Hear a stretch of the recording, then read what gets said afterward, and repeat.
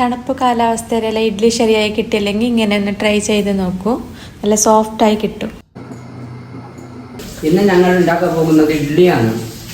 ഇഡ്ഡലി പറഞ്ഞിട്ട് എല്ലാവർക്കും അറിയുന്ന കറിയാണ്, എല്ലാവരും ഉണ്ടാക്കുന്നതാണ്. പക്ഷെ ഞങ്ങൾ ഉണ്ടാക്കുന്ന രീതിയിൽ ഞങ്ങൾ കാണിക്കാൻ പോകുന്നു.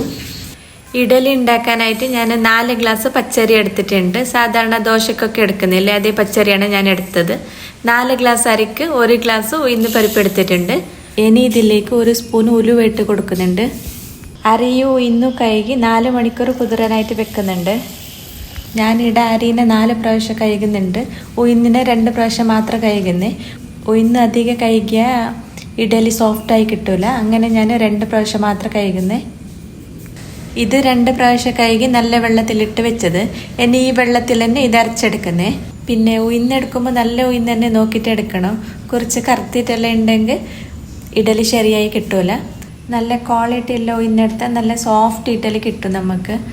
അരയ്ക്കുമ്പോൾ അധികം വെള്ളം ഇടാൻ പാടില്ല, കുറച്ച് വെള്ളം ഇട്ടിട്ട് അരയ്ക്കണം. പിന്നെ കുറച്ച് കട്ടിയാകുമ്പോൾ അതിൽ കുറച്ച് വെള്ളം ഇട്ടിട്ട് അരയ്ക്കണം.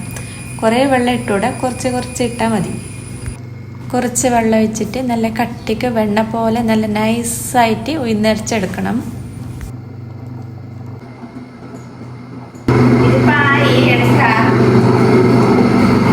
നല്ല മഷി പോലെ ആയിട്ടുണ്ട്. ഇങ്ങനെ അറിയണം. എടുത്തിട്ട് ഒരു പാത്രത്തിലോട്ട് ഇടാം.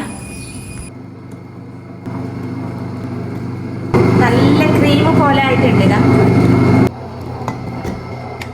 ഇനി അരി അരക്കാനിടാം.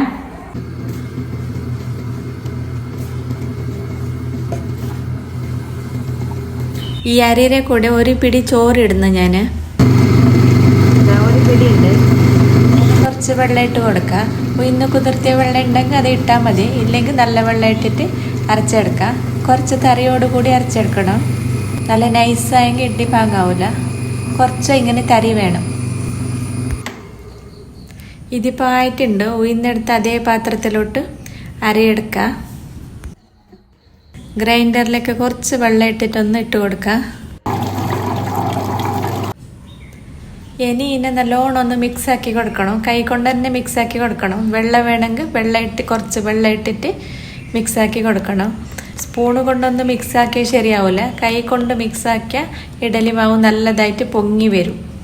ഇത് അരിയും ഉഴുന്നും നല്ലോണം മിക്സായി. ഇപ്പം ഞാനിതിൻ്റെ മേലെ കുറച്ച് ഉപ്പിട്ട് കൊടുക്കുന്നുണ്ട്, കല്ലുപ്പ്. ഇപ്പം ഞാനൊരു ടിപ്സ് പറഞ്ഞു തരാം.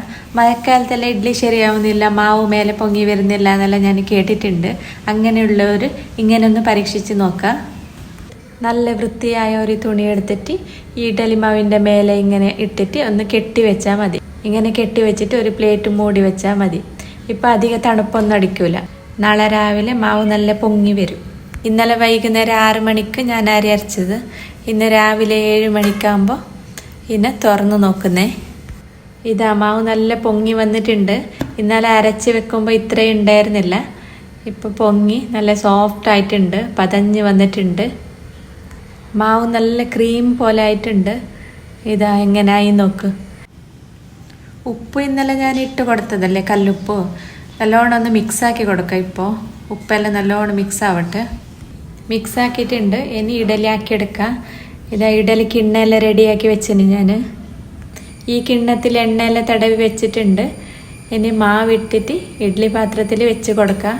ഇഡലി പാത്രത്തിൽ വെള്ളം ചൂടാൻ വെച്ചിട്ടുണ്ട്. നമുക്ക് കിണ്ണത്തിലിട്ടിട്ട് റെഡിയാക്കി വെക്കാം. ഇപ്പം നല്ലോണം വെള്ളം ചൂടായിട്ടുണ്ട്. ഇഡലി കിണ്ണ അതിലോട്ട് വെച്ച് കൊടുക്കാം.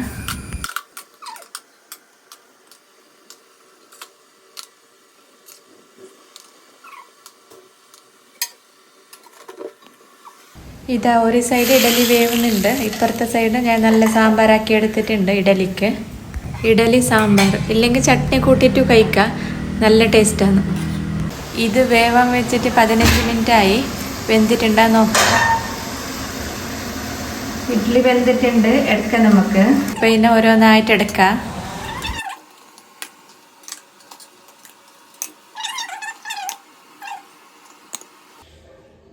ഇതാ നല്ല സോഫ്റ്റായിട്ട് കിട്ടിയിട്ടുണ്ട് ഇഡലി. സോഡ പൊടിയൊന്നും ഇടാത്ത നല്ല സ്പോഞ്ച് പോലത്തെ ഇഡലി. ചിലവർക്ക് മഴക്കാലത്തെല്ലാം ഇഡലി അരച്ചു വെച്ച മാവ് പൊങ്ങി വരുന്നില്ല എന്നൊക്കെ പറയുന്നുണ്ട്. ഇതങ്ങനെ ഒരു പ്രശ്നവുമില്ല. എങ്ങനെയുണ്ട് നോക്കൂ ഇതാ. അപ്പോൾ വീഡിയോ ഇഷ്ടപ്പെട്ട ലൈക്ക്, ഷെയർ പിന്നെ സബ്സ്ക്രൈബ് ചെയ്ത് സപ്പോർട്ട് ചെയ്യണം. ബൈ.